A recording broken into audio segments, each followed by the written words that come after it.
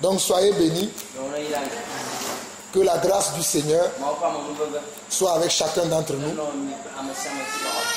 pendant ce séminaire où nous parlons du Saint-Esprit. Seigneur notre Dieu, nous te bénissons, nous te rendons grâce. Nous savons que c'est par toi que nous sommes encore là aujourd'hui, afin d'être enseignés par toi. Car tu as dit toi-même que lorsque tu partiras, tu nous enverras le Saint-Esprit. Et tu as envoyé le Saint-Esprit, nous l'avons vu hier, selon Actes chapitre 2. Seigneur, que le Saint-Esprit nous enseigne encore aujourd'hui, afin que nous basons notre foi sur toi et sur toi seul. Amen. Seigneur, viens commencer avec nous, continuer avec nous et terminer avec nous, au nom de Jésus-Christ. Amen. Amen. Donc hier, nous avons commencé. Nous avons parlé hier de la personne du Saint-Esprit. Aujourd'hui, nous allons continuer parce que nous savons que le Saint-Esprit est une personne. Et nous devons connaître mieux son ministère. Nous devons mieux connaître son ministère parce que c'est lui qui conduit l'Église. De cette façon, nous apprendrons à coopérer avec lui dans son action et à jouir de ses bénéfices.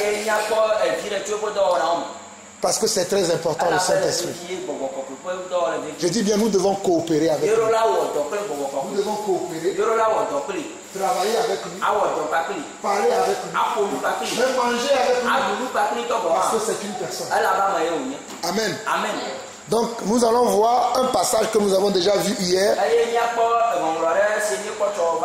2 Corinthiens 13, verset 13.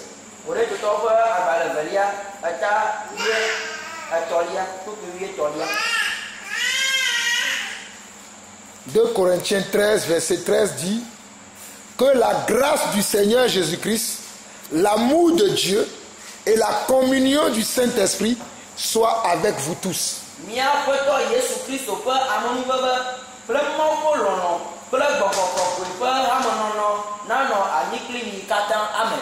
La communion du Saint-Esprit, soit avec vous tous. Donc on doit communier avec lui.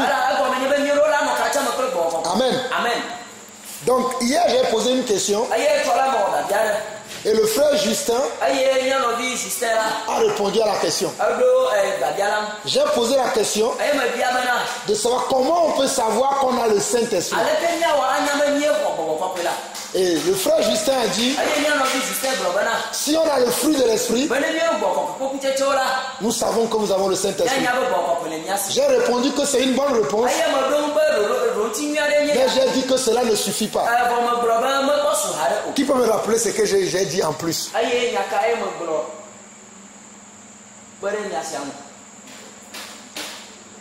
Ah mes frères, si vous êtes là, retenez les choses qu'on dit, c'est très important. J'ai dit que le fruit... vas-y mon frère. Vous avez dit que avant qu'on voit les fruits dans la vie, le Saint-Esprit doit nous convaincre du péché. Amen. Amen.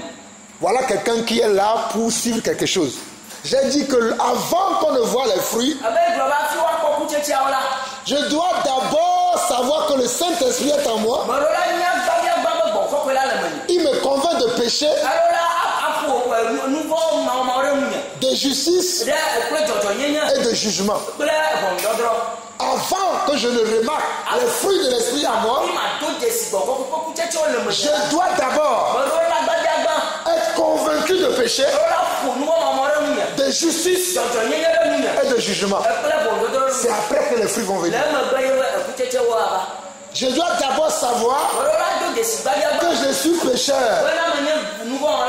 Et je dois connaître la justice de Dieu et savoir qu'il y aura un jugement. Qui le fait? C'est le Saint-Esprit qui le fait. C'est le Saint-Esprit qui le fait. C'est avant ça que j'aurai les fruits. Ok, donc Galates 5, verset 22.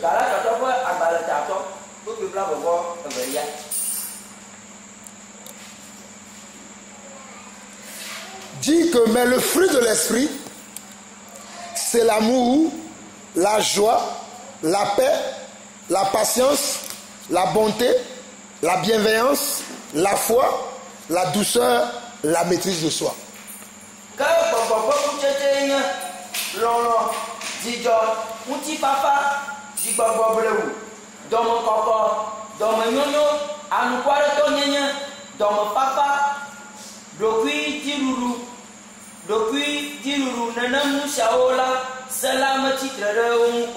Donc quand le Saint-Esprit vient à moi et que je suis déjà convaincu de péché, de justice et de jugement, il va croire en moi.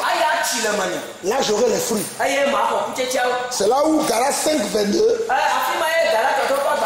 va intervenir dans ma vie. Mais premièrement, je vais être convaincu de péché, de justice et de jugement. Ensuite, les fruits vont arriver qui sont l'amour, la joie, la paix, la patience, la bonté, la bienveillance, la foi, la douceur, la maîtrise de soi. Amen. C'est ça les fruits de l'esprit. Amen. Donc, je disais que nous devons avoir une communion avec l'esprit. Parce que si nous n'avons pas une communion avec lui, les fruits ne vont pas se manifester. Donc nous devons communier avec lui. Parce que quand nous communions avec lui, nous comprenons que nous avons le pardon des péchés, la justification, la rédemption, l'amour de Dieu, et tout, etc., etc. Donc nous avons besoin de communier avec lui. Parce que Dieu a aimé le monde. Il n'est pas resté au ciel. Il est descendu. Selon Jean 3, verset 16.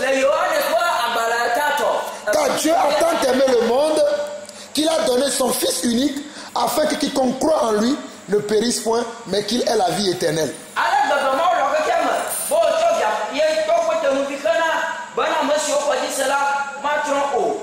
Amen. Donc dans 1 Jean 3, verset 1, vous voyez quel amour le Père nous a témoigné pour que nous soyons appelés enfants de Dieu. Et nous le sommes. Si le monde ne nous connaît pas, c'est qu'il ne l'a pas connu. Amen. Donc tout ça se fait par l'Esprit. Donc nous pouvons reconnaître la présence du Saint-Esprit où que nous soyons. Nous pouvons reconnaître la présence du Saint-Esprit où que nous soyons. Parce que Jésus-Christ reconnaissait la présence du Saint-Esprit. Regardons Luc chapitre 4, verset 1.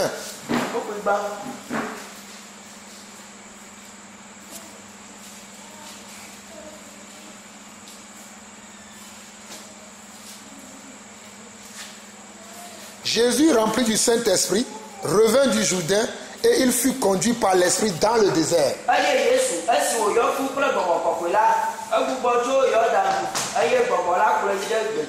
Ça veut dire que Jésus a reconnu le Saint-Esprit et il a conduit dans le désert. Parce que si nous voyons le verset 18, l'Esprit du Seigneur est sur moi. L'Esprit du Seigneur est sur moi. Jésus reconnaissait la présence de l'Esprit. Donc je vous encourage à reconnaître aussi le Saint-Esprit. C'est très important. C'est avec lui que nous devons avoir une relation. Sans la reconnaissance de l'Esprit, nous ne pouvons pas faire l'œuvre de Dieu. Même si nous faisons l'œuvre de Dieu, si nous ne sommes pas en communion avec l'Esprit, nous ne serons pas efficaces. dans l'œuvre de Dieu, pour être efficace, pour travailler avec l'excellence, il faut communier avec l'Esprit. Parce que c'est l'Esprit qui va nous conduire. C'est l'Esprit qui va nous conduire. Jésus nous a promis, dans Jean 16, que l'Esprit vous conduira dans toute la vérité. Donc nous devons connaître l'Esprit. Regardons Actes chapitre 8. Actes chapitre 8, verset 29.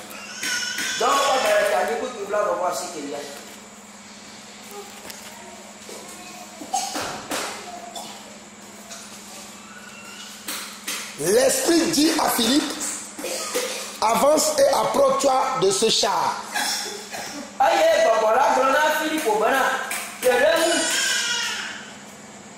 Qu'est-ce qu'il a dit à Philippe? L'Esprit. Ce n'est plus Dieu qui a parlé. Ce n'est plus Jésus qui a parlé. Mais c'est l'Esprit. Mais nous savons que l'Esprit, c'est Jésus. Nous savons que l'Esprit, c'est Dieu le Père. Mais à ce moment, c'est l'Esprit qui a parlé. À qui? Philippe. Il dit à Philippe, avance vers ce char. Si Philippe a pu avancer, c'est parce qu'il connaissait le Saint-Esprit. Et que le Saint-Esprit lui parlait. Et il arrivait à le comprendre. Mais ce jour-là, le Saint-Esprit lui a parlé. Et il a compris. Parce qu'il communiait avec lui. Il communiait avec lui. C'est pour ça que j'ai dit que nous devons communier avec l'Esprit, afin de l'attendre lorsqu'il va nous parler.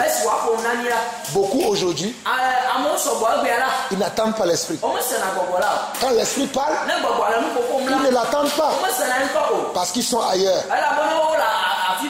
Ils ne sont pas habitués à parler avec l'Esprit. Ils ne sont pas habitués à parler avec l'Esprit. Mon frère, tu m'entends parler, non? Si tu attends ma voix, tu sauras que c'est la voix de qui? De l'apôtre Jean-Paul. Amen. Amen. Parce qu'il m'attend parler. Il connaît ma voix. Lorsque je vais parler, que je sois même à 1 kilomètre, à 2 kilomètres, à 3 kilomètres de mon frère, vu qu'il connaît ma voix, quand je vais parler, il va dire la voix là, c'est la voix de mon frère Jean-Paul. Parce qu'il le connaît. Quand je vais entendre la voix de mon frère Rodi, je sais que c'est mon frère Rodi. Parce que je le connais. Je parle avec lui. Avant qu'on ne soit là, on était dans son salon, on parlait. C'est la même relation que nous devons avoir avec l'Esprit pour pouvoir parler avec lui. C'est très important. Amen. Amen. Donc la présence de l'Esprit en nous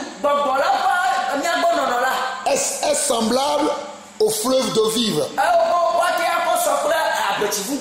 La présence du Saint-Esprit est comparable à des fleuves d'eau vive qui coulent de notre sein, notre esprit, et nous pouvons ressentir sa présence. Alléluia. Cela veut dire qu'il y a toujours de la fraîcheur dans notre vie, du mouvement dans notre vie et de la puissance dans notre vie. Parce que le Saint-Esprit est une puissance. Le Saint-Esprit est une puissance. Oh, alléluia. J'ai dit le Saint-Esprit est une puissance. Le Saint-Esprit, c'est une puissance. Regardons quelque chose. C'est très important. Allons dans Actes chapitre 10. Actes chapitre 10. Lisons le verset 17. On nous dit, Ananias sortit Et lorsqu'il fut arrivé dans la maison, il imposa les mains à Saul en disant, Saul, mon frère, le Seigneur Jésus qui t'est apparu sur le chemin par lequel tu venais, m'a envoyé pour que tu recouvres la vue et que tu sois rempli du Saint-Esprit. Oui, vas-y. Kasi Petroti dododo le document. Nous si mtegasi. Yekola la nyela. Poda mtusiwo Cornelio Dorora la le Simon pe afeta biam que le titre de Abulan. Aye oyo ama Davie bena Simon si woyo na bepe yola je afisiama ha.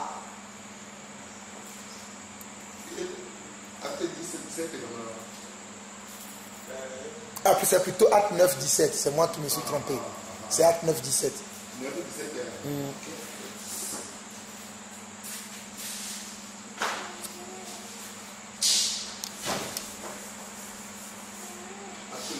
Tete Anania Toji aye oba apeame aye woda apa asiwoda ati globana noviso apotola Yesu si de edokufia wo le modi asi ne gbona la domda be naga ponu aye ne gbogbo la na yo ofu et que tu sois rempli du Saint-Esprit. aye gbogbo la na yo ofu et que tu sois rempli du Saint-Esprit. Et que tu sois rempli du Saint-Esprit. Amen. Amen.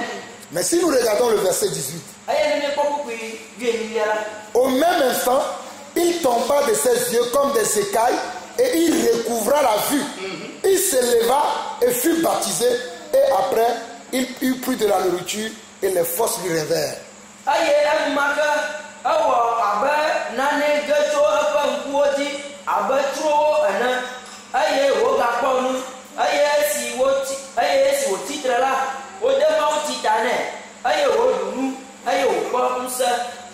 Donc on voit bien que Saul, qui voulait aller persécuter l'église,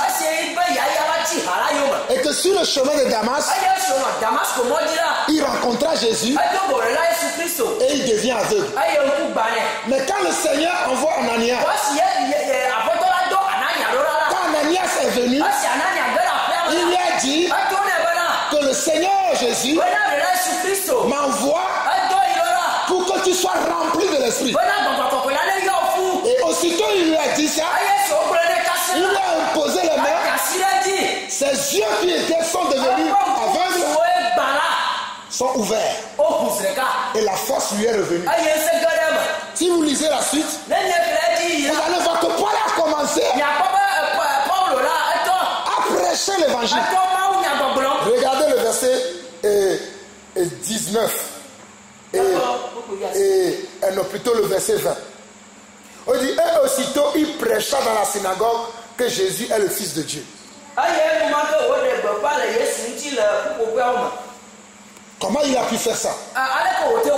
Parce que la puissance de l'Esprit qui est venue sur lui et que ses yeux sont ouverts, la force lui est revenue, lui a donné la capacité d'aller prêcher. Donc même si tu es prédicateur, tu veux être un bon prédicateur, un prédicateur excellent, un prédicateur qui marche dans la victoire, tu dois être rempli de l'Esprit. Voilà pourquoi j'aime beaucoup prier en langue. Parce que pour être rempli de l'Esprit, il faut beaucoup prier en langue. Ça aussi nous remplit. Ça aussi nous remplit. La prière en langue nous remplit de l'Esprit. C'est très important. Amen.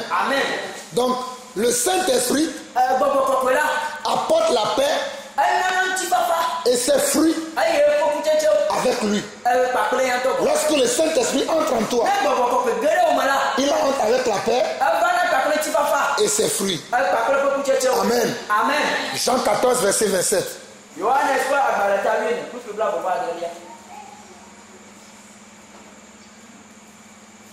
Jésus dit, je vous laisse la paix, je vous donne ma paix, je ne vous donne pas comme le monde donne, que votre cœur ne se trouble point et ne s'alarme point.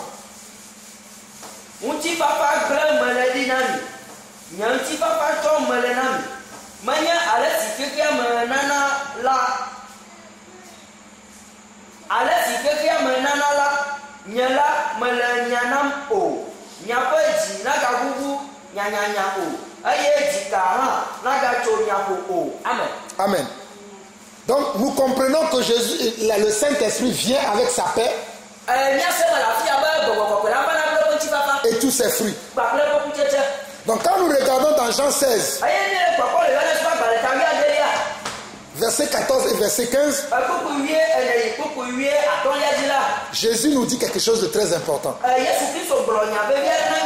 Il dit, il me glorifiera parce qu'il prendra de ce qui est à moi et vous l'annoncera. Tout ce que le Père est à moi. C'est pourquoi j'ai dit qu'il prend de ce qui est à moi et qu'il vous l'annoncera.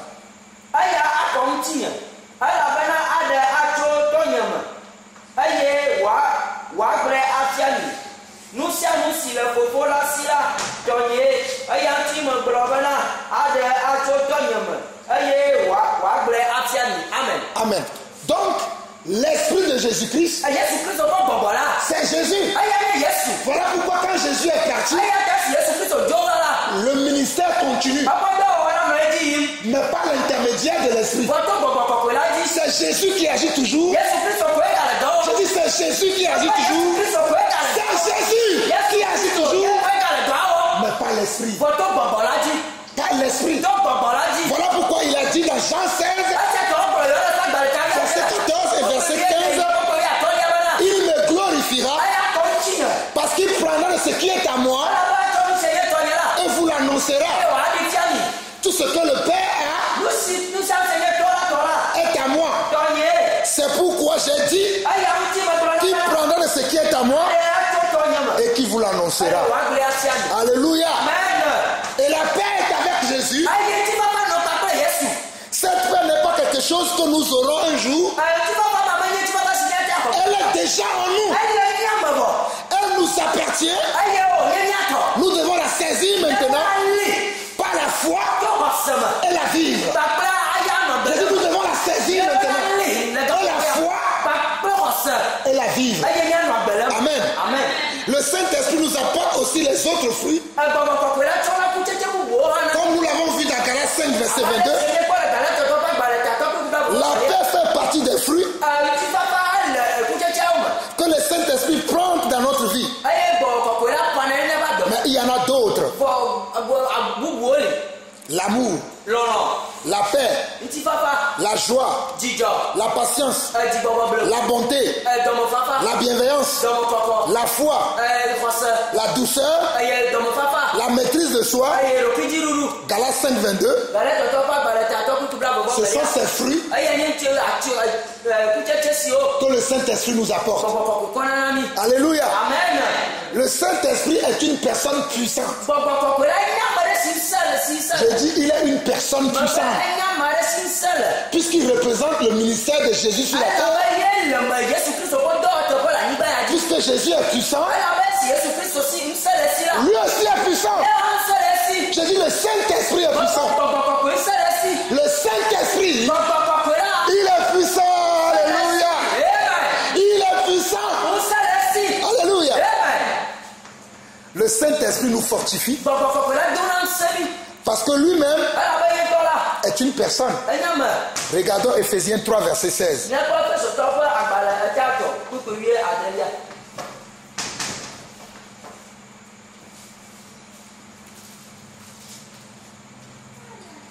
Ephésiens 3, verset 16.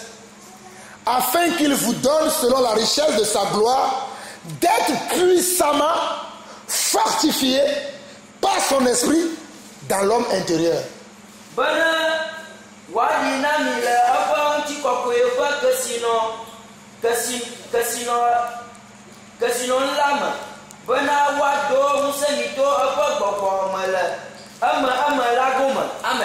Amen.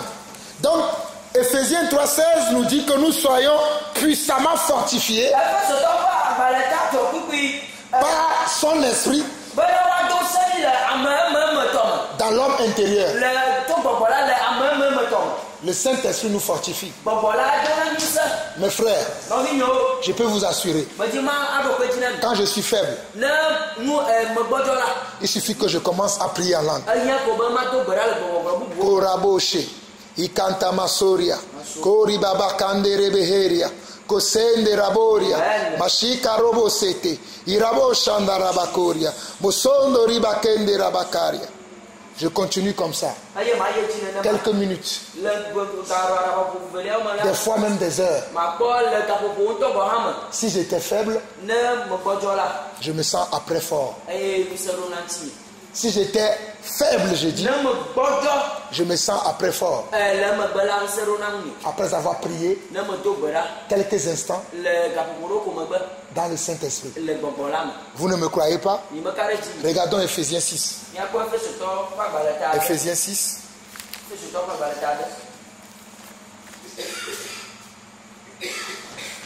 Aimez le Saint-Esprit. Verset 18.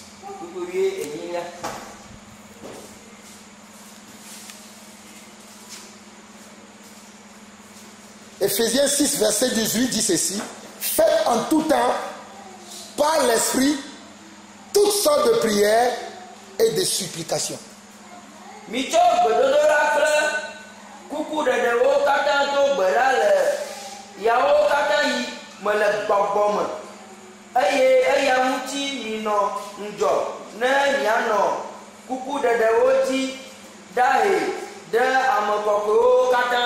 Faites en tout temps par l'Esprit. Prier par l'Esprit, ce n'est pas dire ma ou nous sommes katato.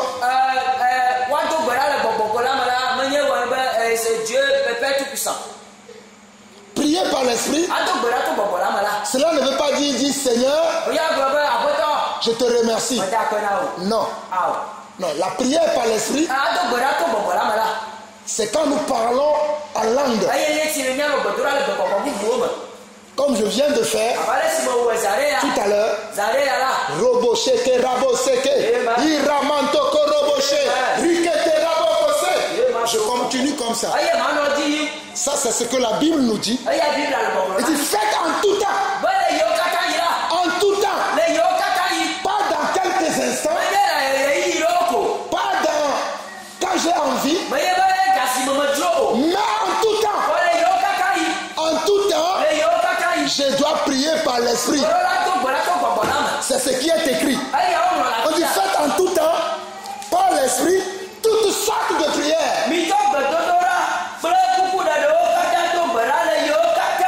Ça veut dire que même si je dois prier, si c'est une prière de supplication, je le fais par l'Esprit. Si c'est une action de grâce, je le fais par l'Esprit. Si c'est une prière d'intercession, je le fais par l'Esprit. Parce qu'on nous dit, faites toutes sortes de prières par l'Esprit. J'aime prier par l'Esprit. Ah, moi j'aime ça. Vous pouvez le voir, même quand je prêche, je parle en langue. Parce que je suis en train de prier pour les phrases qui vont sortir de ma bouche dans ma prédication. Aujourd'hui, quand je suis ici, je suis bien. Parce que dans l'église en France, les gens sont choqués quand ils me voient souvent prêcher et parler en langue.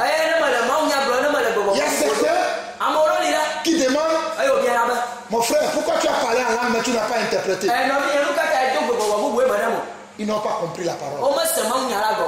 Ils n'ont pas compris. Quand je suis ici, avec vous, je suis très à l'aise. Parce que je vois que vous faites la même chose que moi. Parce que c'est ça la vérité. Mes frères, c'est terrible. Les gens ne connaissent pas la vérité. Ils pensent qu'ils connaissent la vérité. Il est écrit ici. Faites en tout temps. Faites en tout temps toutes sortes de prières et de supplication. Veillez à cela avec une entière persévérance et priez pour tous les saints.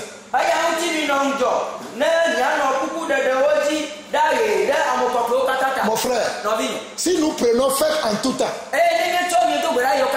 si je prêche, ce n'est pas un temps. Je peux prier à l'âme. Pourquoi les gens vont me demander pourquoi tu n'as pas interprété? C'est là que les gens ne comprennent pas. On dit faites en tout temps. Donc moi je suis en train de prêcher. Je sens que je dois prier. Ou bien l'esprit qui me conduit. Il dit ah mon fils. Parle un peu en langue pour t'édifier. Mais l'assistance. Il a parlé en langue. Vous ne comprenez pas. Romains 8. Romains 8. Nous allons comprendre, mes frères. Alléluia. Que le Seigneur nous aide. Que le Seigneur nous aide vraiment. Romains 8, verset 26 à 27. De même aussi, l'Esprit nous aide dans nos faiblesses, car nous ne savons pas ce qu'il convient de demander dans nos prières. Mais l'Esprit lui-même intercède par des soupirs inexprimables. Et celui qui sonne les cœurs connaît la pensée de l'Esprit, parce que c'est selon Dieu qu'il intercède en faveur des saints.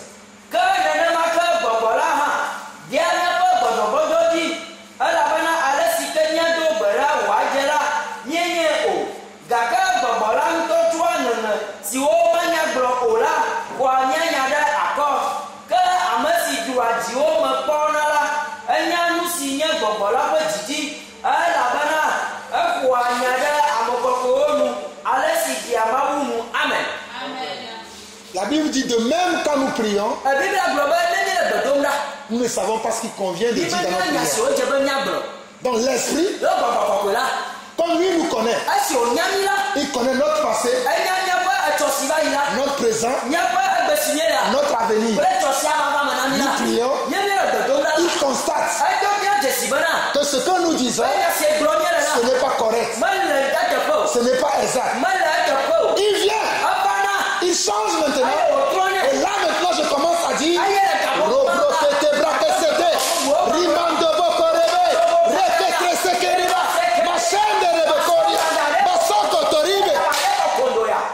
c'est ce qui est écrit. On dit de même, l'Esprit nous aide dans nos faiblesses, car nous ne savons pas ce qu'il convient de demander dans nos prières. Mais l'Esprit lui-même intercède par des soupirs inexprimables. Quand je dis Korobosé, les balles, il faut mais le verset 27 dit que celui qui sonde le cœur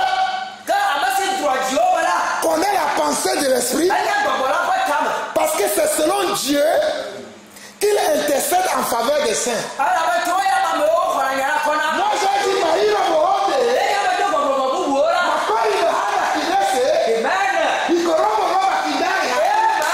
vous n'avez pas compris, mais l'Esprit qui sonde le cœur, c'est ce que j'ai dit. Quand vous le comprenez, quand vous ne le comprenez pas, lui il a compris, c'est bon. Alléluia. Parce que c'est lui quand nous voulons ressembler, c'est lui quand nous voulons suivre, c'est lui quand nous voulons imiter. Nous devons nous laisser conduire par le Saint-Esprit. C'est inévitable. Vous savez, aujourd'hui, il y a une sœur qui m'a appelé de la France. Parce qu'aujourd'hui, tous les mardis, tous les jeudis, ils ont un groupe de prière, plutôt. Et ils prient souvent à midi jusqu'à 14h. La sœur me témoignait que pendant ces heures de prière, Il a commencé à prier en langue. Il a commencé à prier en langue. Mais il a remarqué que les gens seront choqués. Parce qu'elle prie en langue. Elle m'appelle. Frère, est-ce que ce qui m'arrive c'est normal? Je lui ai dit, ma soeur, c'est normal. Parce que la Bible dit dans Romains 8, verset 26, que lorsque nous prions, nous ne savons pas ce qu'il convient de dire. Mais l'esprit vient pas de souffrir les souvenirs, mais celui qui sonne le cœur connaît la pensée de l'esprit. Non, ma soeur, que tu sois avec les rois de ce monde, avec le puissant de ce monde, si l'esprit te convainc de parler à l'âme, parle à l'âme. Ne te tais pas. Moi j'aime parler à l'âme. Oh, j'aime parler à l'âme. Je prêche, je parle à l'âme. Je me lève, je parle à l'âme. Je m'assieds, je parle à l'âme. Parce que la Bible dit, faites en tout temps, tout sortes de prières, par l'esprit. Amen. C'est ça qui fait que nous serons puissants. C'est ça qui va faire que nous marcherons dans la victoire. La prière en langue. Oh, Maïre.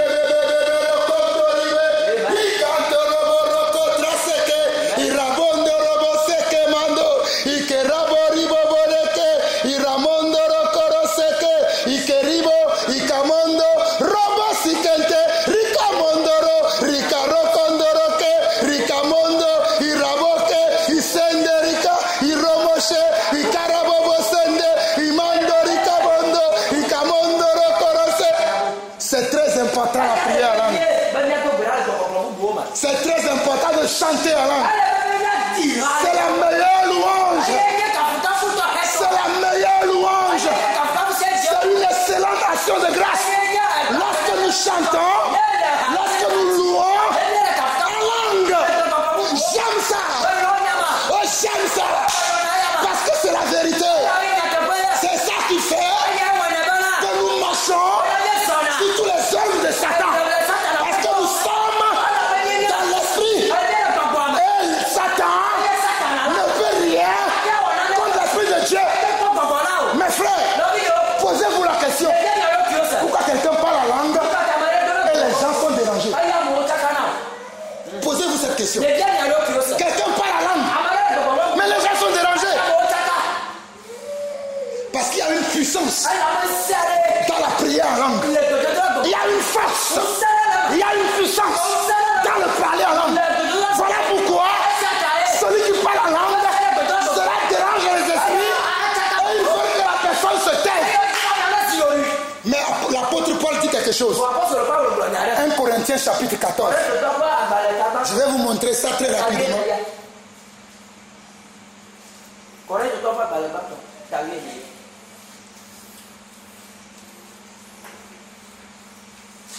Oh, Irabosha. Ikaro Mondere Abaseria. 1 Corinthiens chapitre 14.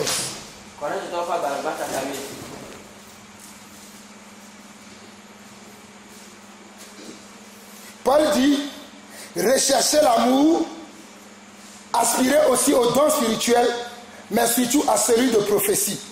En effet, celui qui parle en langue ne parle pas aux hommes, mais à Dieu, car personne ne le comprend, et c'est un esprit qui dit des mystères. Nous sommes au verset 2.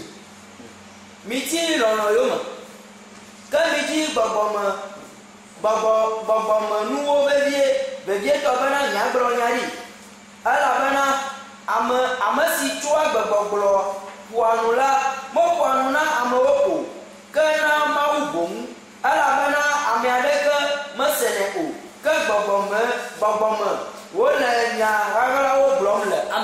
Amen.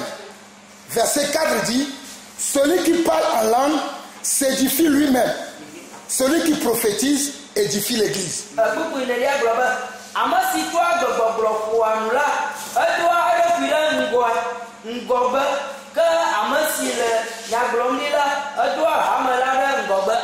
Celui qui parle en langue s'édifie lui-même. Mais celui qui parle, celui qui prophétise, édifie l'église. Amen. Amen. Donc nous voulons nous édifier et nous voulons aussi édifier l'église. Puisque nous n'avons pas le temps, nous allons directement au verset 12 jusqu'au verset 19.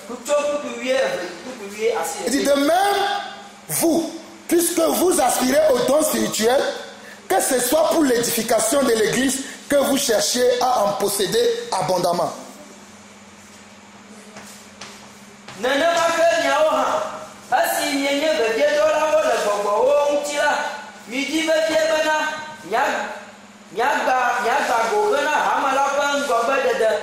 C'est pourquoi que celui qui parle en langue prie pour avoir le don d'interpréter.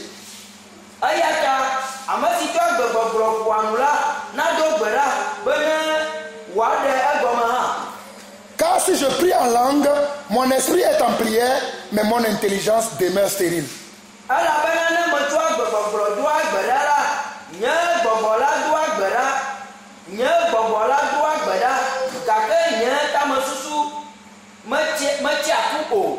Que faire donc? Je prierai par l'esprit, mais je prierai aussi avec l'intelligence. Je chanterai par l'esprit, mais je chanterai aussi avec l'intelligence. Autrement, si tu rends grâce par l'esprit, comment celui qui est dans les rangs des simples auditeurs répondra-t-il Amen à ton action de grâce, puisqu'il ne sait pas ce que tu dis? Tu rends, il est vrai, d'excellentes actions de grâce, mais l'autre n'est pas édifié. Je rends grâce à Dieu de ce que je parle plus que vous tous. Mais dans l'église, j'aime mieux dire 5 paroles avec mon intelligence afin d'instruire aussi les autres que 10 000 paroles en langue.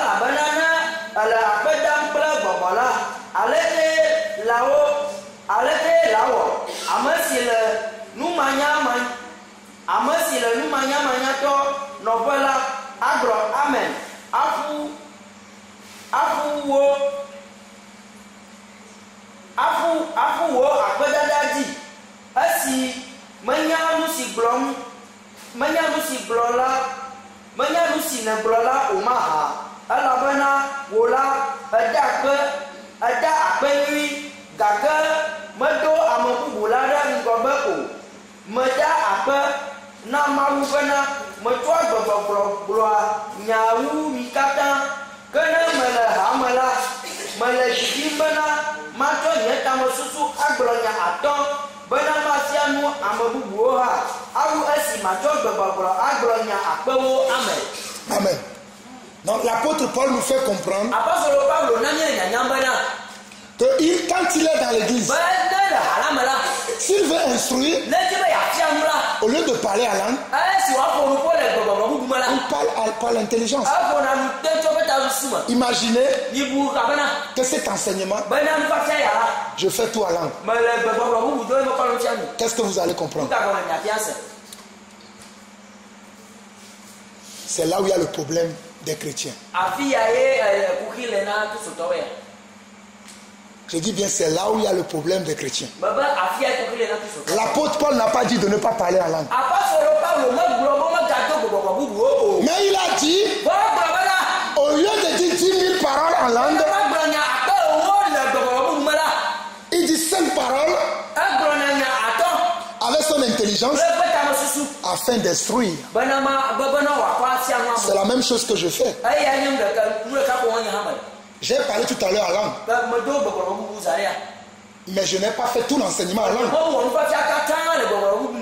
Mais les gens aujourd'hui, quand ils entendent ces choses, ils vont dire, tu as parlé en langue, mais tu n'as pas interprété. Ce n'est pas ce que l'apôtre a dit. Regardez bien le verset 19. Il dit, mais dans l'église, j'aime mieux dire 5 paroles avec mon intelligence afin d'instruire aussi les autres que 10 000 paroles en langue.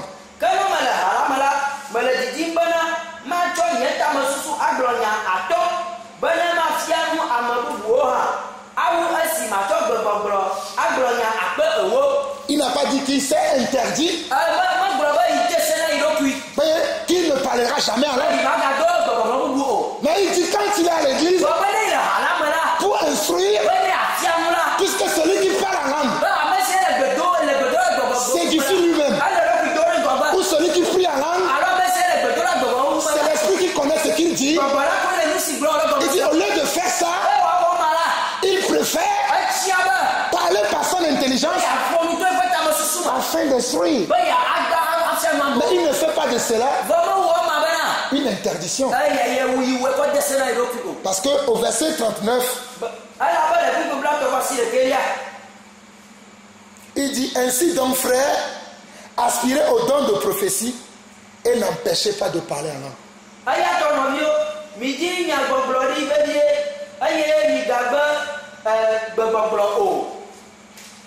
Il dit, je ne sais pas comment les gens lisent la Bible. Il est bien écrit, ainsi donc frères, aspirez au don de prophétie, que moi aussi je vous encourage à avoir, mais n'empêchez pas de parler en langue. Parce que le parler en langue, que ce soit pas l'édification, que ce soit pas la prière, c'est la meilleure qu'il faut faire. Que ce soit pas la louange, c'est la meilleure louange. Parce que quand vous regardez au verset 16, l'apôtre Paul, si tu rends grâce par l'esprit, comment celui qui est dans les rangs des saints auditeurs répondra-t-il Amen à ton action de grâce, puisqu'il ne sait pas ce que tu dis? Verset 17, il précise. Tu rends, il est vrai, d'excellentes actions de grâce, mais l'autre n'est pas édifié.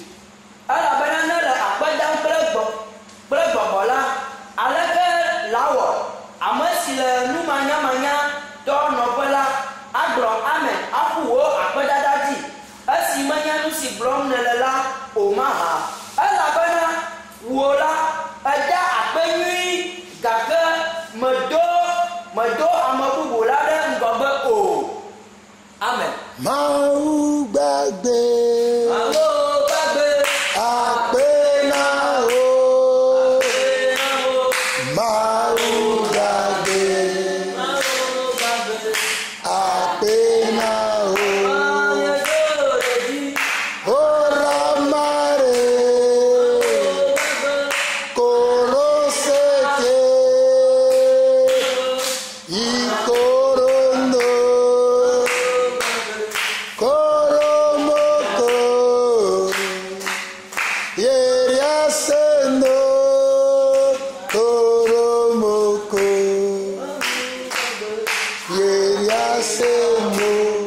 C'est ce que je viens de faire là.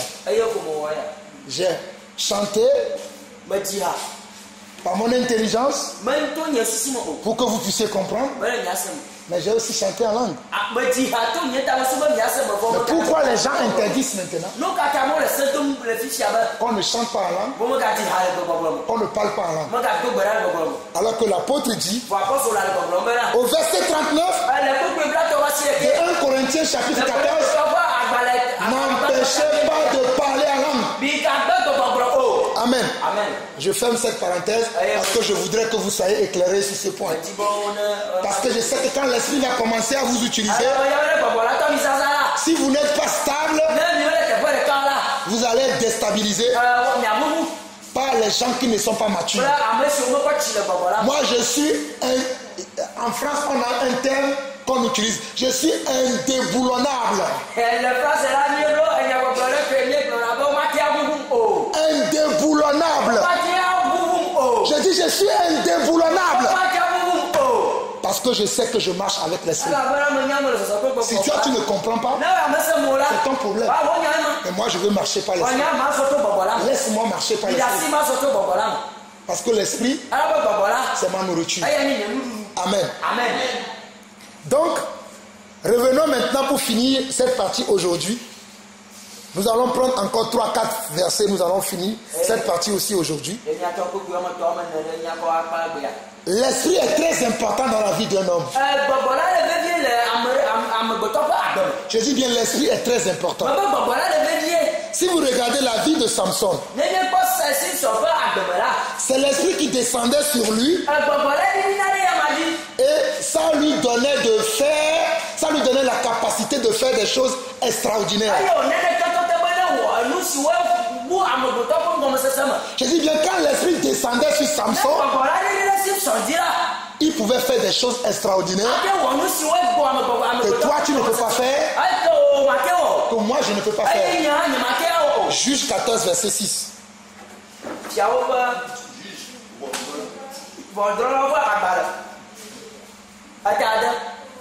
14, verset 6. Chapitre 14, verset 6.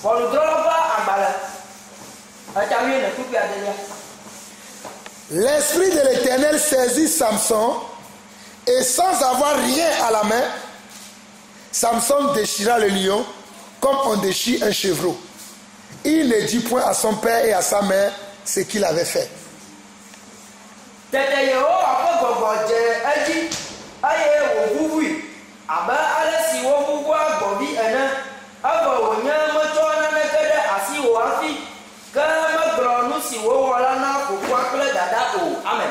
L'esprit de l'Éternel saisit Samson et sans avoir rien dans la main, il déchira. Je dis bien, sans avoir rien à la main. Sans avoir rien à la main, il déchira le lion. Toi aujourd'hui, va déchirer le lion avec ta main. Tu ne pourras pas. Mais Samson pouvait le faire quand l'Esprit de Dieu, qui est le Saint-Esprit, le saisit. C'est pour ça que je disais tout à l'heure que le Saint-Esprit est une puissance que nous devons chercher. Quand il est à nous, nous sommes indéboulonnables, incontrôlables, insaisissables, méconnaissables. Nous devenons même intouchables. Je dis bien, celui qui a le Saint-Esprit, hors mesure, alléluia. Celui qui a l'Esprit hors mesure, on ne peut pas le saisir. On ne peut. C'est-à-dire celui qui a le Saint-Esprit, l'Esprit qui a agi dans Samson, tu seras intouchable. Aucun sorcier ne pourra te toucher. Aucun démon ne pourra te toucher. Aucun Satan ne pourra te toucher. Parce que tu as l'Esprit qui est au-dessus de tout esprit, qui est dans ce monde et qui agit dans ce monde. Voilà pourquoi vous et moi, nous devons chercher le Saint-Esprit. Mes frères, je n'ai peur de personne parce que je sais que j'ai le Saint-Esprit. On peut me dire que tout ce groupe là-bas, ce sont les grands sorciers du Togo. J'irai au milieu d'eux. Je leur dirai, répentez-vous, car Jésus-Christ revient. Mes frères, si je n'avais pas l'Esprit de Dieu, je ne peux pas crier dans le train en France. Des fois, je crie dans le train. C'est là où je sais que je suis puissant. Pas moi toutefois, mais l'Esprit de Dieu à l'intérieur de moi. Je vois des gens qui se fâchent, ils se lèvent pour venir m'attaquer. Mais dès qu'ils avancent, ils arrivent là où je suis, ils sont bloqués, ils se retournent. Je dis, oh my God, oh mon Dieu, tu viens les bloquer. Oh mon frère, j'ai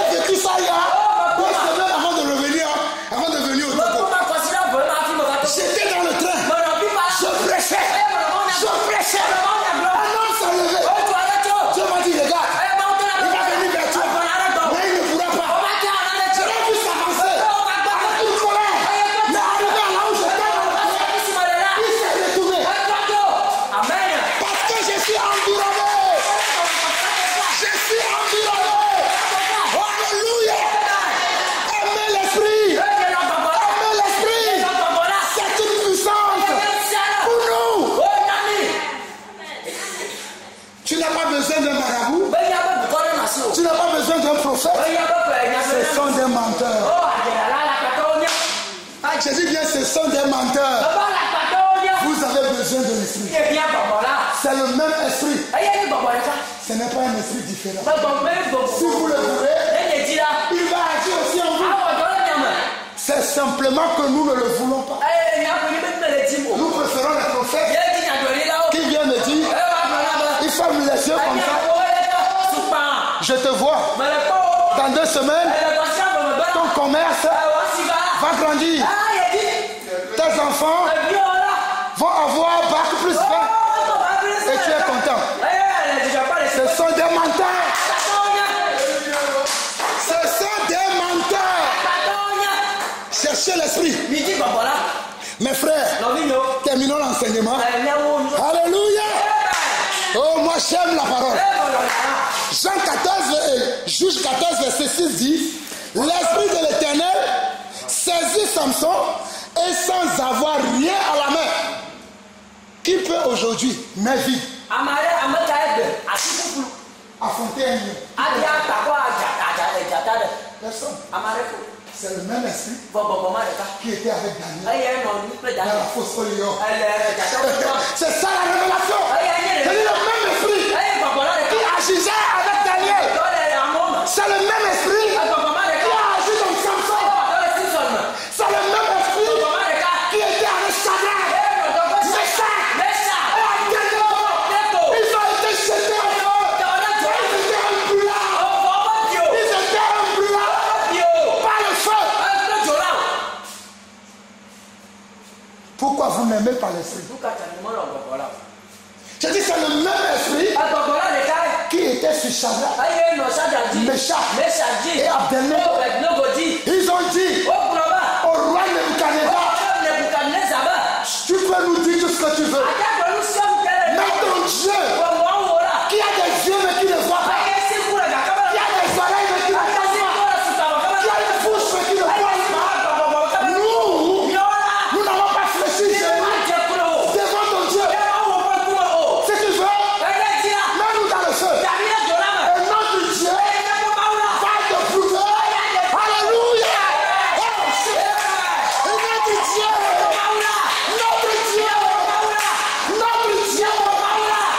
oh mon Dieu, va te prouver. Il est le seul, l'unique, le bon, le Dieu.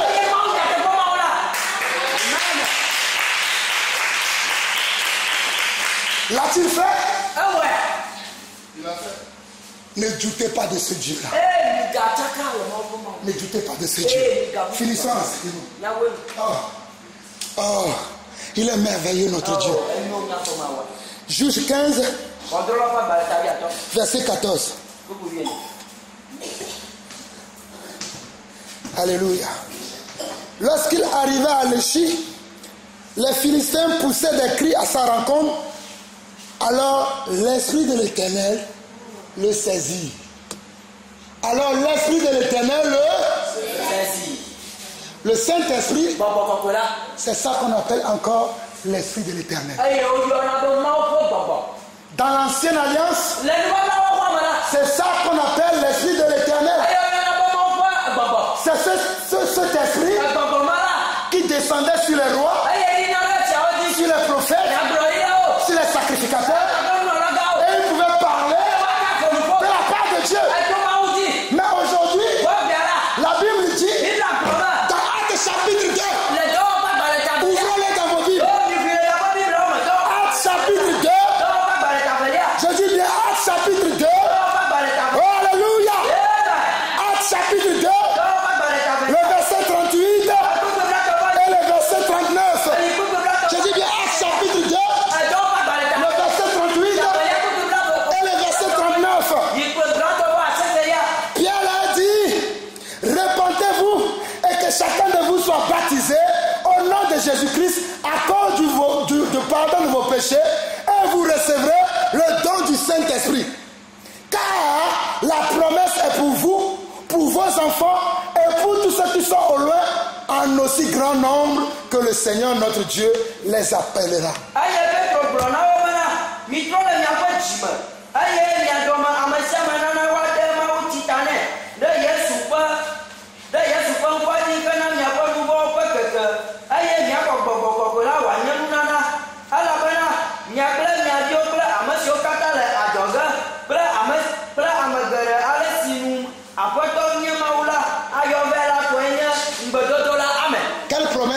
La promesse de l'esprit. Nous l'avons vu hier dans Jean 14, dans Jean 15 et dans Jean 16. Jésus nous a promis le Saint-Esprit. Nous l'avons vu également hier dans Luc 24. Il a dit, attendez dans la chambre haute, vous recevrez une puissance. Le Saint-Esprit survenant sur vous et vous serez mes témoins à Jérusalem, à Judée et en Samarie, sur toutes les extrémités de la terre. Aujourd'hui, Pierre n'est plus là. Oh, aujourd'hui, Matthieu n'est plus là. Aujourd'hui, Philippe n'est plus là. Mais toi, et moi, nous sommes là, remplis de l'esprit, afin d'aller toucher le monde. Nous allons aller toucher le monde avec l'esprit. Nous devons le croire et le vivre. Aujourd'hui, Pierre n'est plus là. Jean n'est plus là. Paul n'est plus là. Mais l'esprit compte sur toi. L'esprit compte sur moi. Voilà pourquoi je parle avec zèle. Parce que l'esprit est sur moi. Car il m'a pour aller délivrer les captifs, ceux qui sont en prison, ceux qui sont enchaînés par Satan. Je vous ordonne, au nom puissant de Jésus-Christ, soyez libres, soyez libres, soyez libres, soyez libres, soyez libres, soyez libres, soyez libres, soyez libres, soyez libres, soyez libres, soyez libres. Au nom de Jésus-Christ. C'est ça la vérité. C'est ça la vérité. Mes frères, je vais m'arrêter là. En vous donnant cette liberté de l'esprit. S'il y a des questions, puisqu'il est 20h, moins 10, je vais prendre les questions. Soyez bénis. Nous poursuivrons demain. S'il y a des questions, je vais prendre les questions. Alléluia. N'oubliez pas Juge 15, verset 14 qui dit: lorsqu'il arriva à Léchi, les Philistins poussèrent des cris à sa rencontre. Les Philistins étaient des ennemis du peuple de Dieu. Mais quand Samson est arrivé, ils ont poussé des cris. Car l'esprit qui était sur Samson était un esprit supérieur aux esprits qui étaient en eux. Les gens qui nous persécutent, ils ont un esprit inférieur en nous. J'ai dit, ils ont un esprit inférieur à nous. Nous avons un esprit supérieur. C'est quel esprit? Le Saint-Esprit. Alléluia. Et on dit, l'esprit de l'Éternel le saisit. Les cordes qu'il avait au bras devenaient comme du lin brûlé par le feu, et ses liens tombèrent de ses mains.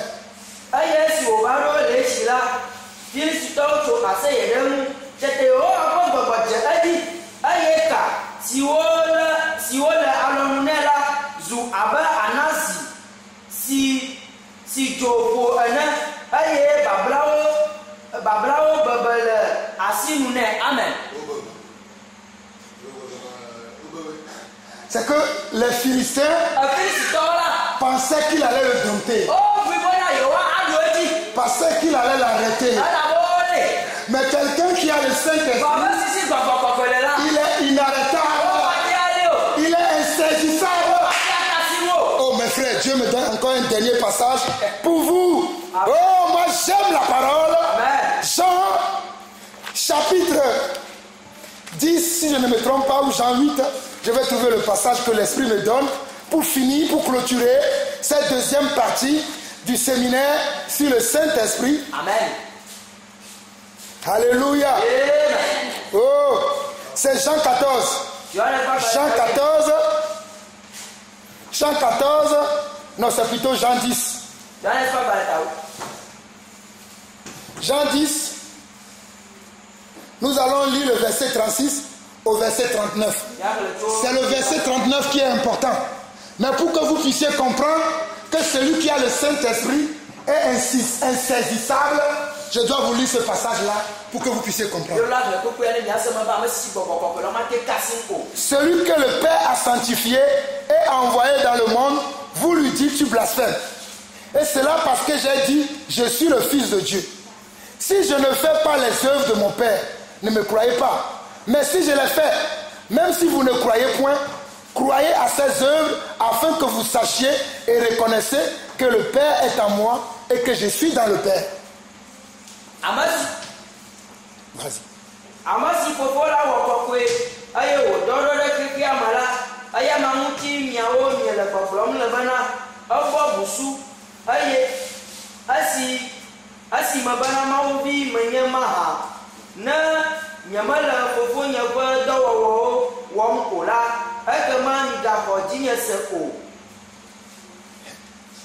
Regardez, le verset 39 dit, là-dessus, ils cherchaient encore à le saisir, mais il s'échappa de leurs mains.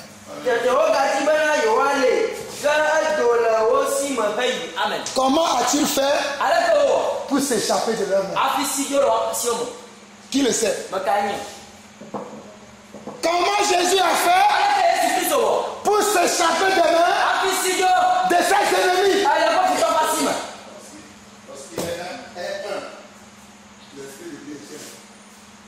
Comment a-t-il fait? Hein? L'esprit en lui. Amen. Comment a-t-il fait? On ne peut pas saisir la puissance de Dieu. Tu ne peux pas. Jésus était rempli de puissance. Voilà pourquoi quand il était devant Pilate, c'est lui-même qui s'est offert à Pilate. Sinon on ne peut pas le saisir. Il était insaisissable. Pilate l'a demandé, tu as le roi des Juifs? Jésus n'a pas répondu. Il a dit, c'est toi qui le dis. Parce que Jésus sait qui il est.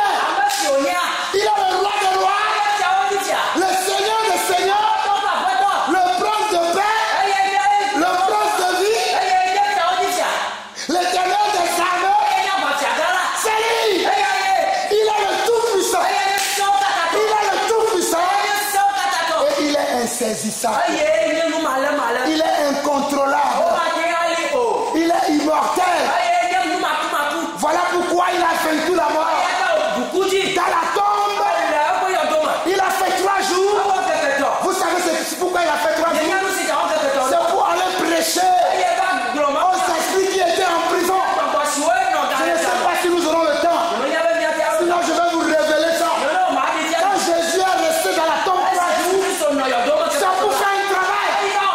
C'est les esprits qui sont enchaînés dans l'au-delà. Sinon, même les liens de la mort ne peuvent pas les retenir. Alléluia. Ce monsieur, cet homme de Galilée, cet homme appelé Jésus, personne ne peut l'arrêter. Il est inarrêtable. Il est insaisissable. Je prophétise sur vous que vous allez devenir insaisissable, incontrôlable, intouchable. Au nom de Jésus, au nom de Jésus, recevez, recevez,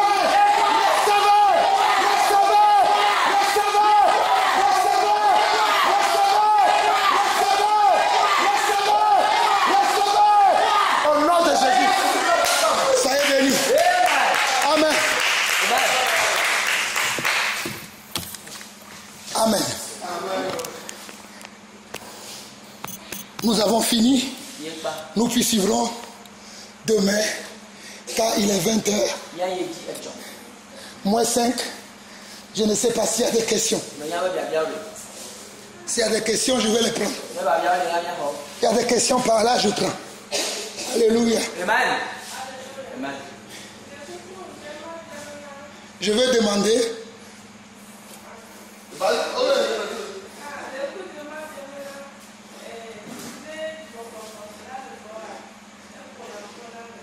Je veux savoir si le Saint-Esprit vient en toi, est-ce qu'il te parle? Oui, le Saint-Esprit te parle.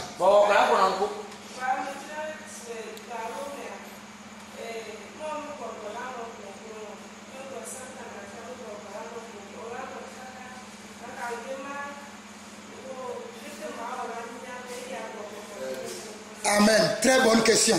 La sœur demande que elle sait très bien que le Saint-Esprit parle et le diable aussi parle. Mais elle veut savoir comment faire la différence entre le Saint-Esprit et l'esprit de Satan. Mais il faut apprendre à communier avec lui. Si tu parles avec Dieu tous les jours, si Dieu te parle, tu sauras que c'est Dieu. Si c'est le diable qui te parle, tu sauras que c'est le diable. J'ai donné l'exemple tout à l'heure de Rodrigue, que je le connais, je connais comment il parle. S'il me parle, je connais sa voix, je saurai que c'est lui. Mais ce n'est pas une voix audible que je vais entendre. Quand l'esprit parle, ce n'est pas par la voix audible. C'est spirituel. C'est un esprit que tu sauras que ce que tu entends, ça vient de l'esprit. Non, ça vient du diable. Regardons dans la parole.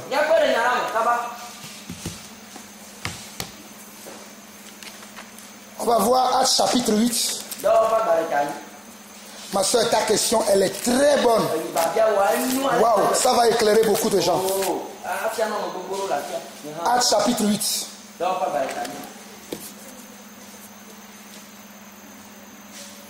Verset 29. L'Esprit dit à Philippe, avance et approche-toi de ces chars. Mais avant d'arriver au verset 29, on nous dit un ange du Seigneur, lisons à partir du verset 26. Un ange du Seigneur s'adressant à Philippe lui dit, lève-toi et va du côté du midi sur le chemin qui descend de Jérusalem à Gaza, celui qui est désert. Mais comment Philippe a pu savoir que c'est un ange du Seigneur qui lui parle? Parce qu'il a appris à communier avec Dieu. Déjà, c'est la première chose. Nous poursuivons. Il se leva et partit. Et voici un Éthiopien, un unique ministre de Cadence, reine d'Éthiopie, et Suratana de tous ses trésors, venu à Jérusalem pour adorer. S'en retournait, assis sur son char, et lisait le prophète Ésaïe. L'Esprit dit à Philippe, avance et approche-toi de ces chars.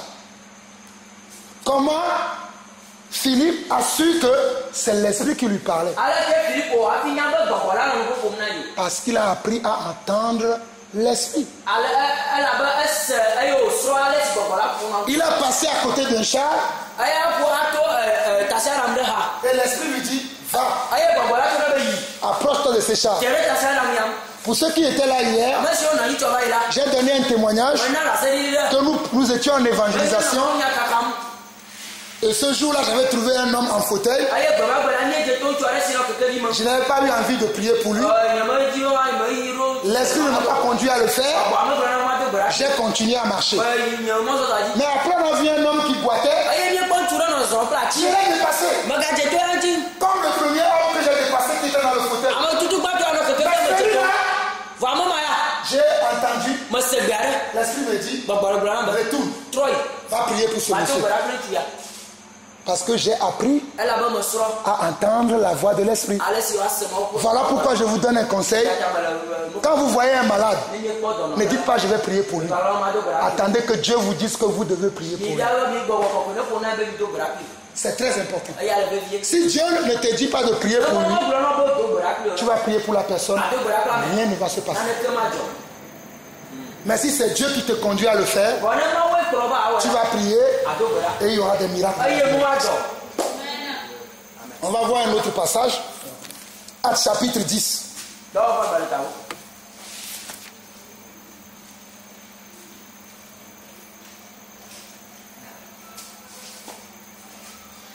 On va lire du verset 9 jusqu'au verset 19.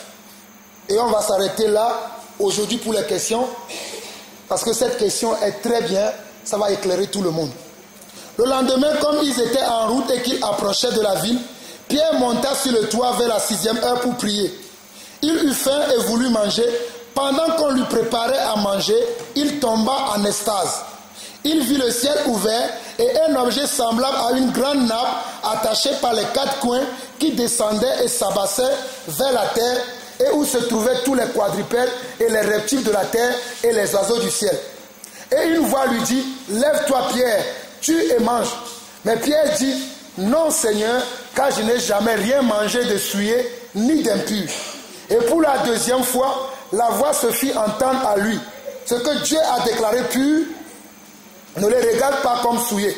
Cela arriva jusqu'à 3 fois, et aussitôt, l'objet fut retiré dans le ciel. Tandis que Pierre ne savait en lui-même que penser du sens de la vision qu'il avait eue. Voici des hommes envoyés par Corneille s'étaient mis en quête de la maison de Simon, se présentant à la porte, et demandaient à haute voix si c'était là que logeait Simon, surnommé Pierre. Et comme Pierre réfléchissait à la vision, l'Esprit lui dit, ma soeur, regarde bien le verset 19. Pierre réfléchissait à la vision qu'il a eue. Il n'avait même pas encore le sens de la vision. Mais l'Esprit lui dit, voici 3 hommes te demandent. Comment il a su? Parce qu'il a appris à communier avec l'Esprit. La communion avec l'Esprit commence par la méditation de la parole, la marche dans la sanctification. Cela va faire que nous serons sensibles à l'Esprit. Celui qui n'a pas la sanctification sera comment lourd pour entendre la voix de l'Esprit. Mais celui qui marche dans la sanctification, dans la justice de Dieu, va entendre plus facilement la voix de Dieu. Je vous dis la vérité. Si tu vis dans le péché, tu ne pourras pas entendre la voix de Dieu. Parce que tes péchés vont te cacher devant Dieu. Tu ne pourras pas l'entendre. Mais si tu vis dans la justice, tu médites la parole, tu la mets en pratique, lorsque Dieu va parler, lorsque l'Esprit va parler, tu vas être capable de l'entendre. Évitons le péché, marchons dans la sanctification, marchons dans la justice de Dieu, et nous serons capables d'entendre sa voix. Amen. Je vais prier.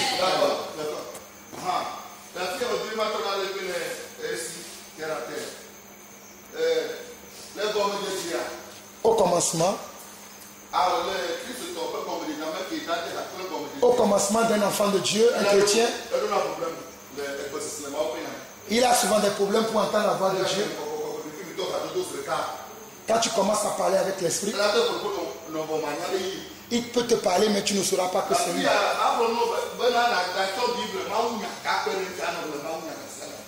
Il faut beaucoup lire la parole de Dieu. Quelqu'un t'a insulté. Quelqu'un t'a insulté.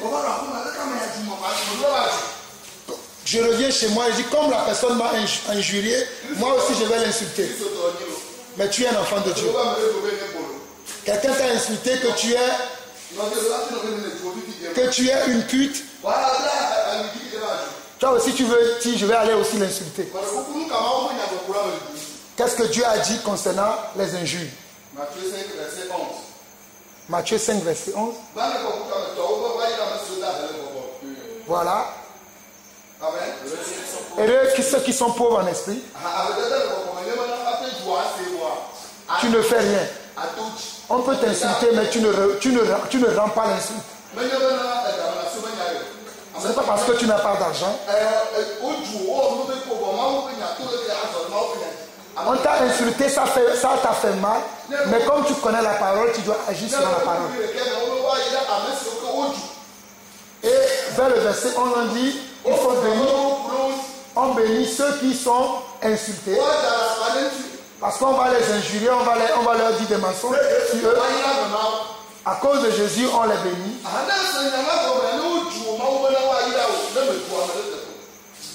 Quand tu comprends ça, Quand quelqu'un t'insulte, tu ne le rends pas.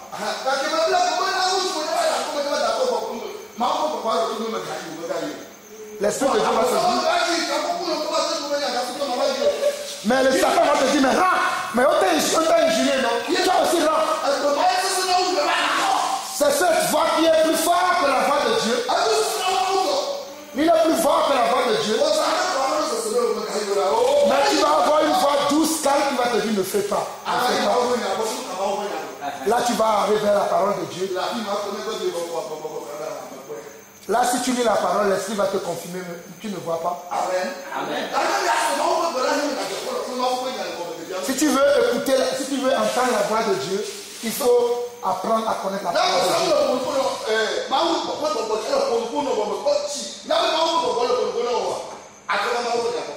Si tu entends la voix de Dieu et tu entends aussi la voix du diable, il faut que tu reviennes à la parole de Dieu. Tu vas trouver bien la réponse, très vite la réponse. Amen. Donc Dieu peut te parler, mais si tu ne fais pas attention, tu ne l'écouteras pas. Jusqu'à ce que tu comprennes comment écouter la voix de Dieu. Ce n'est pas facile. Il faut beaucoup prier. Il faut marcher dans la justice.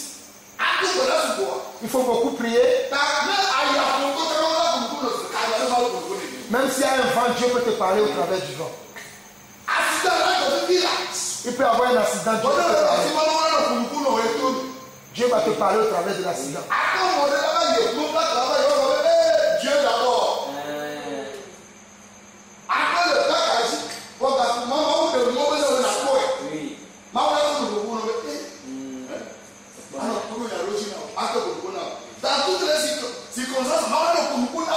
Dans toutes circonstances, Dieu peut te parler parce que tu as appris à entendre sa voix. Toi, tu reconnaîtras toi-même que c'est Dieu qui te parle. S'il y a quelque chose qui se passe, Dieu va te parler au travers de la situation.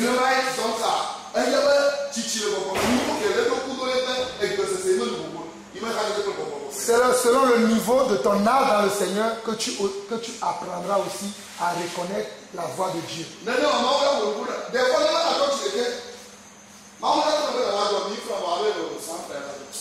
Des fois, tu peux venir à l'église, Dieu peut te mettre à cœur de semer 1000 francs, mais toi, tu vas vouloir semer 100 francs. À la fin du culte, Dieu te mettra à cœur de bénir une soeur ou un frère avec 500 francs, mais toi, tu vas dire non. Achète quelque chose pour l'avancement de l'œuvre de Dieu, mais toi, tu vas dire non. Moi, je ne vais pas faire ça. Les partenaires, ils cherchent trop d'argent.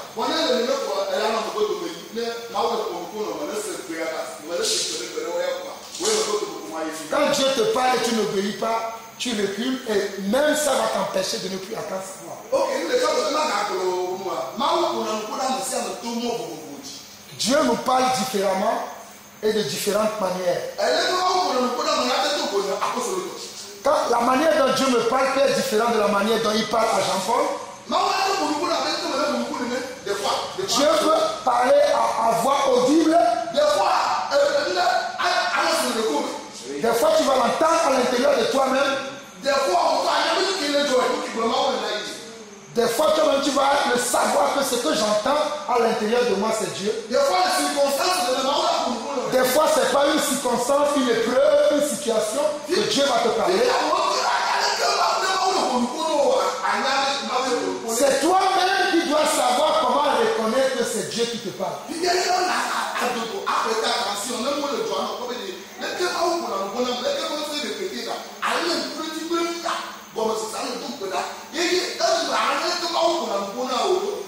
Dans les situations, les épreuves, c'est là que tu vas identifier comment Dieu parle. Et à ce moment-là, quand tu vis ces expériences, tu sauras si c'est Dieu qui te parle ou pas. Sinon, Dieu va te parler, mais tu ne sauras pas. Amen. C'est ce que je voulais apporter comme un complément.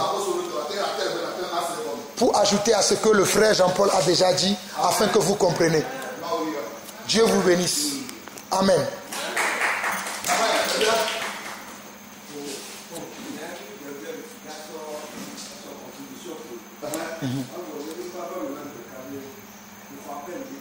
Moi, j'ai reçu un appel. Il vient de Mali.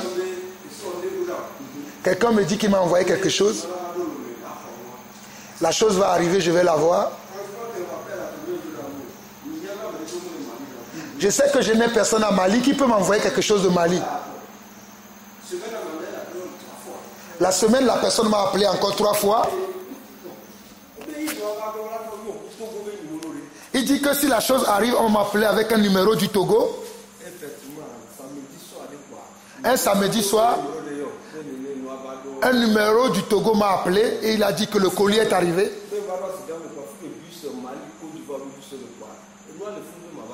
La personne me disait au téléphone, va là où les bus qui arrivent de Mali s'arrêtent au grand marché de Lomé et tu vas trouver ton colis. Mais moi je savais en moi-même que ce pourquoi on m'appelle, ce n'est pas à moi. Mais je ne prenais pas ça en importance.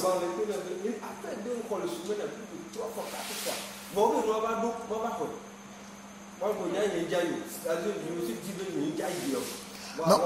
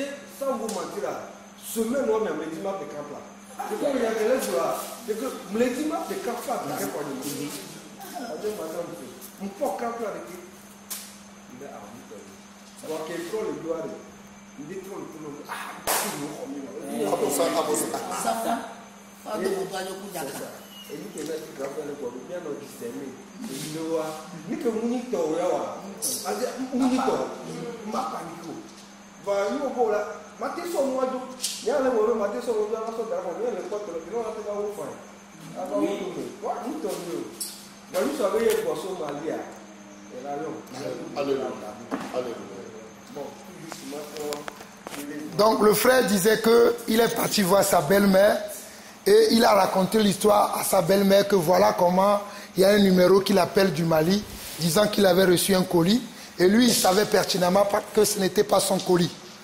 Mais sa belle-mère l'a encouragé à aller récupérer le colis. Il est arrivé, il a vu que le colis, il y a de belles choses, même il y avait une télévision écran plat, il y avait de belles choses, mais il s'est dit non, mais lui n'attend pas ce genre de choses. Il a demandé au livreur de bien vérifier le numéro. Le livreur a vérifié le numéro et a dit c'est pour toi. Mais lui il a dit que ce n'est pas pour lui. Amen. Et il a redit au livreur, appelle la personne qui a envoyé le colis, demande-lui de vérifier les numéros pour voir s'il n'a pas interverti les numéros. Et c'est ce que le livreur a fait et il se pourrait que les numéros ont été intervertis. Amen. Et le livreur a dit, on n'a jamais vu quelqu'un de pareil comme toi. Et quand le frère retournait chez lui, Satan lui disait, mais toi tu es bête. Pourquoi tu n'as pas récupéré tout ça pour toi? Tu es trop bête. Donc le frère confirme qu'il faut qu'on arrive à écouter la voix de Dieu. Lui, il a écouté premièrement la voix de Dieu, mais la voix de Satan est venue derrière. Tu es trop bête. Il fallait prendre ces choses et les récupérer, alors que ce ne sont pas les choses qui étaient à lui. Donc nous devons comprendre comment le Seigneur nous parle. L'exemple du frère est très bien. Des fois, quand Dieu nous parle, c'est pour faire de bonnes choses. Mais quand Satan nous parle, c'est pour faire des choses qui sont mauvaises. Dieu nous parle toujours pour faire des choses qui sont justes, bons, parfaits, agréables, beaux à entendre. Mais le diable nous pousse à faire des choses qui sont mauvaises, qui sont désagréables à entendre, mais nous devons être capables d'entendre sa voix. Nous bénissons le frère pour son témoignage. Que Dieu vous bénisse. Amen.